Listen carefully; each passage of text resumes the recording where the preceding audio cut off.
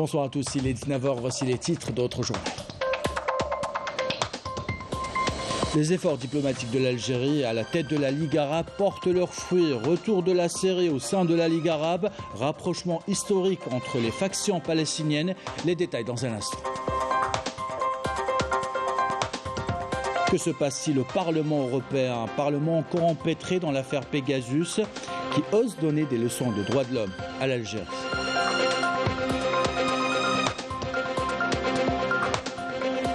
Dans l'actualité internationale, l'agression de l'armée d'occupation israélienne se poursuit contre Gaza. Dernière en date, une attaque qui a ciblé Hayy al-Nasr.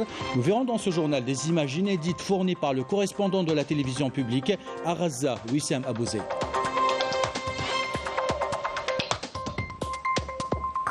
Une page d'histoire à la fin de ce journal. Nous vous emmenons visiter le musée de Chelchel qui renferme plus de 500 pièces archéologiques qui témoignent d'une richesse exceptionnelle de notre histoire. Un musée qui se modernise grâce aussi à l'intégration de la technologie 3D.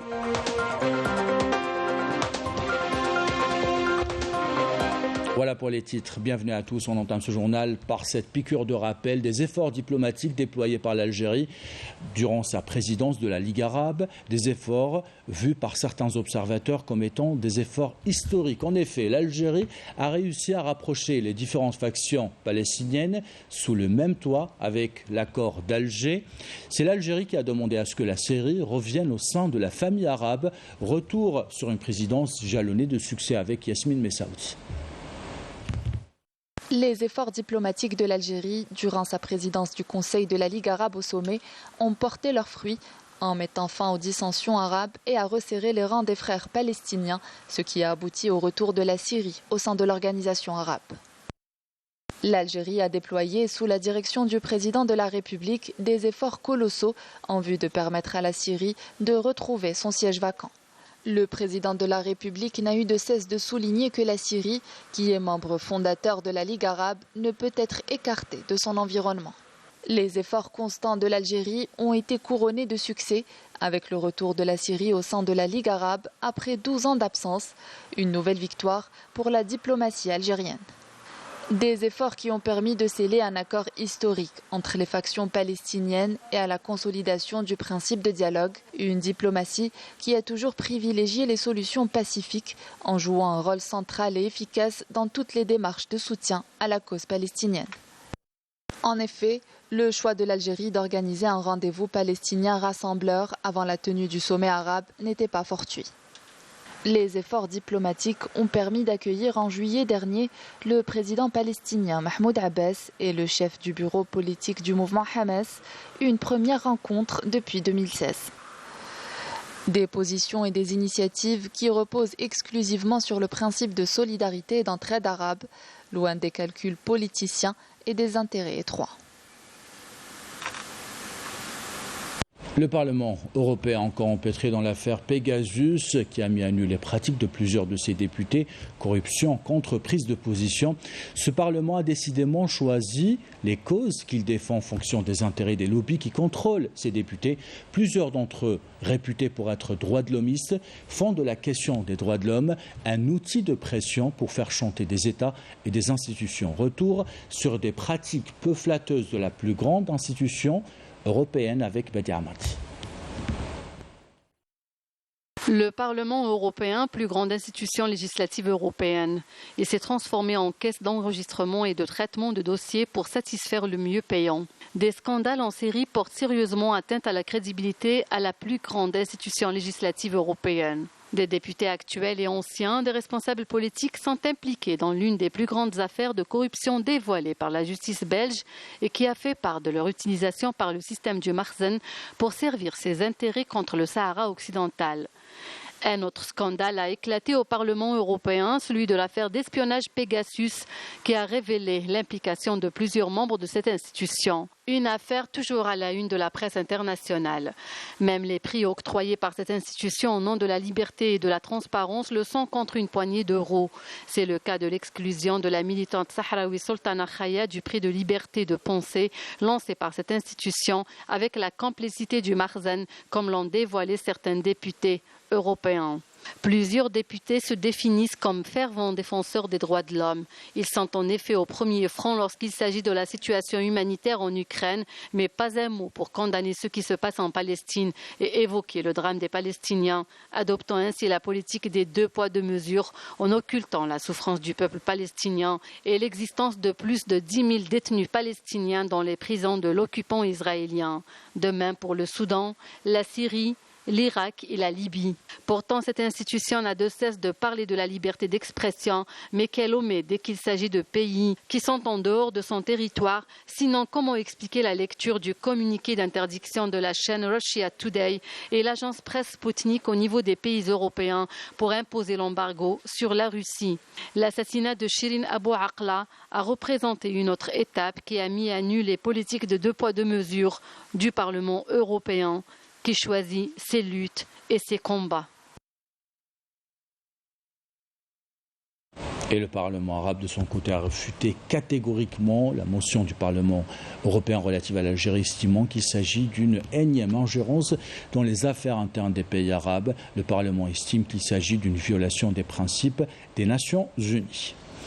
Le Parlement panafricain a pris avec regret la résolution prise par le Parlement européen. Le Parlement panafricain rappelle que les médias en Algérie jouissent d'une totale liberté depuis que ce pays s'est engagé dans un processus démocratique. Le Parlement panafricain condamne toute ingérence des affaires internes ou dans les affaires internes de l'Algérie, l'ensemble des pays africains.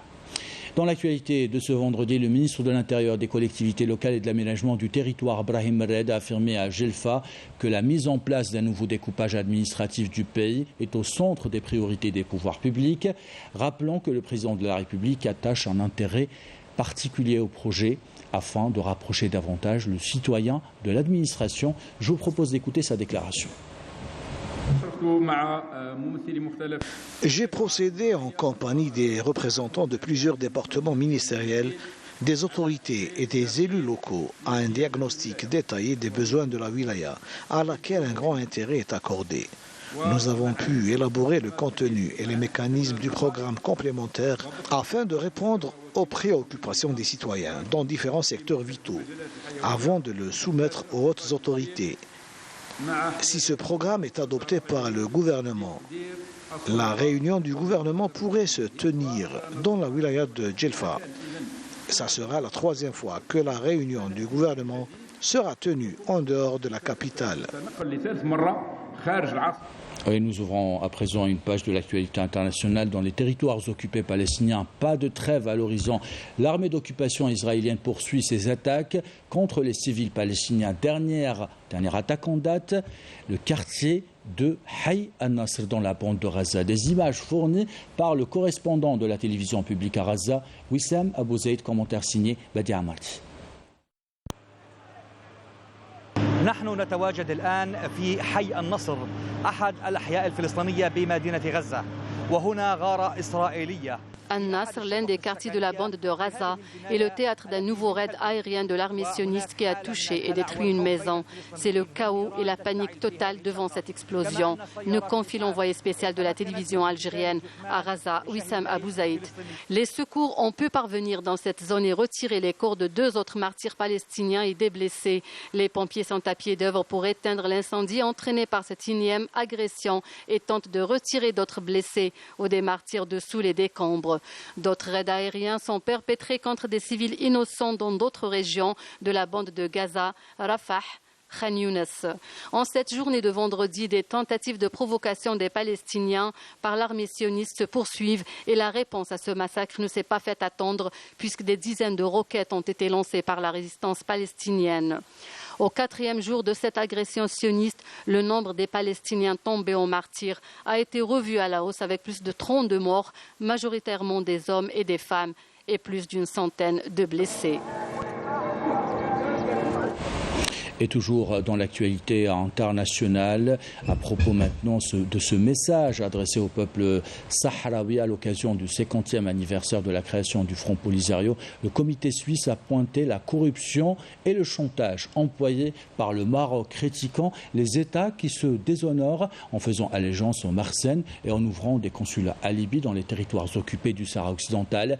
La communauté internationale doit rappeler à l'ordre ces États, ajoute ce communiqué. À l'Aïn occupé, la police marocaine a attaqué le domicile de la militante sahraoui Salha Boutenkiza. Une agression sauvage qui a ciblé également d'autres militants des droits de l'homme dans la ville occupée de l'Aïn.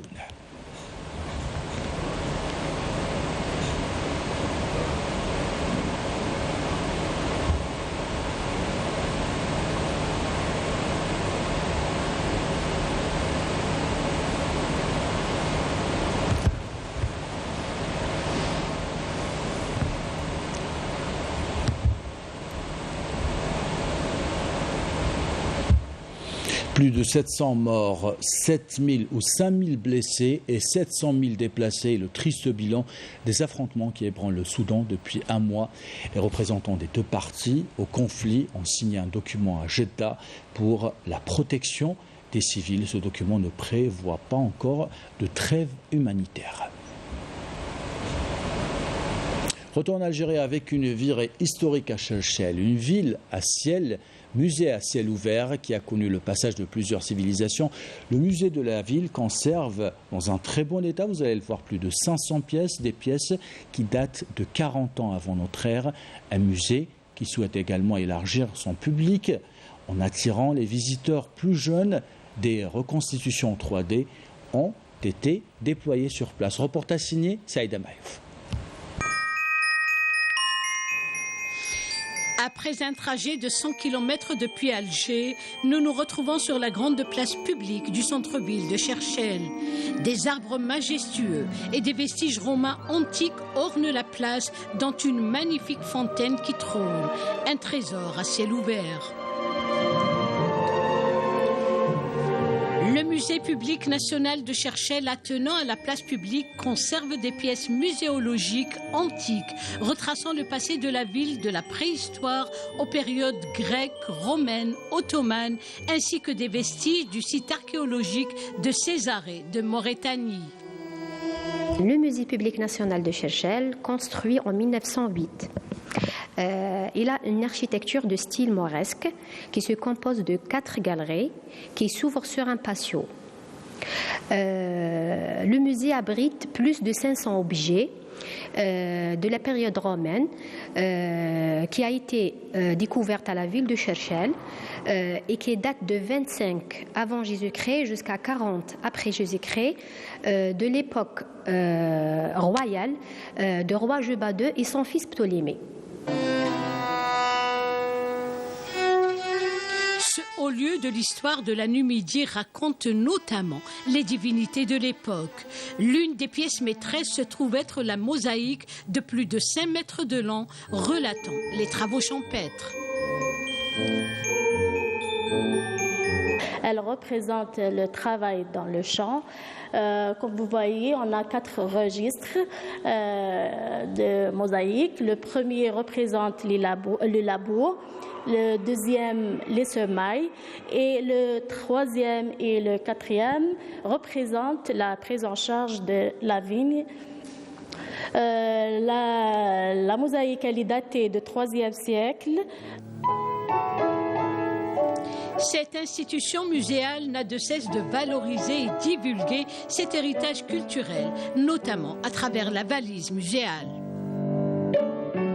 اليوم كي جيت فريمون ça a été fantastique très bien mieux qu'avant de toute façon il y a l'extension il y a la propreté tout ce qu'il faut حاجة روعة.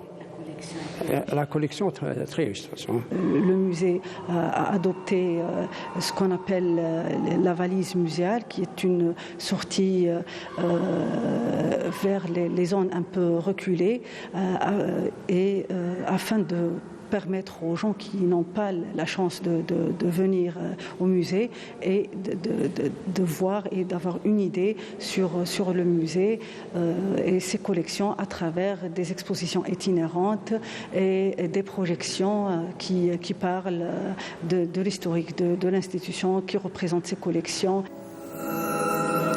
Comme cette année, le mois du patrimoine s'inscrit sous le slogan « Le patrimoine culturel algérien et ses prolongements africains », une vidéo en 3D est prévue à cet effet. Le buste de la déesse Africa était trouvé à Cherchell et pour mettre un peu de suspense et attirer le public vers nous, ajouter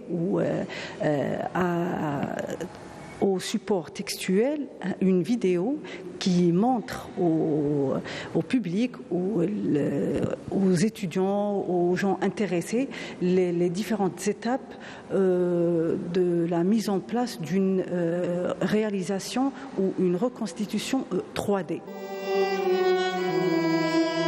Le patio de cette demeure comprend un jardin épigraphique offrant tout un voyage à travers le temps.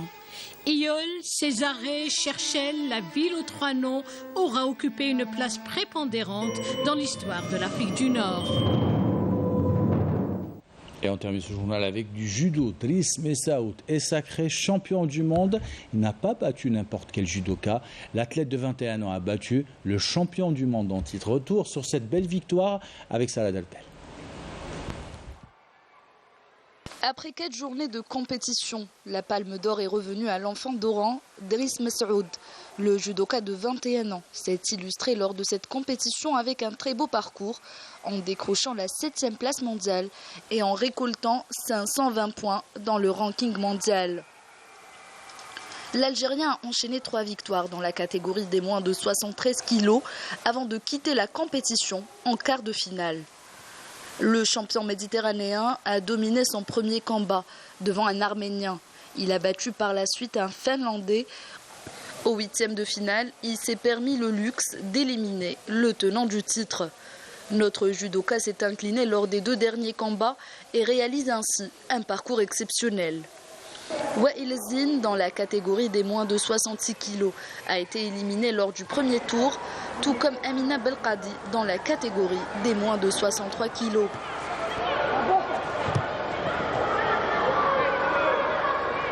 Les 3 autres Algériens, à savoir Yasser Bouammar, Sofiane Belkara, Sonia Asla, entreront en lice à partir de ce vendredi.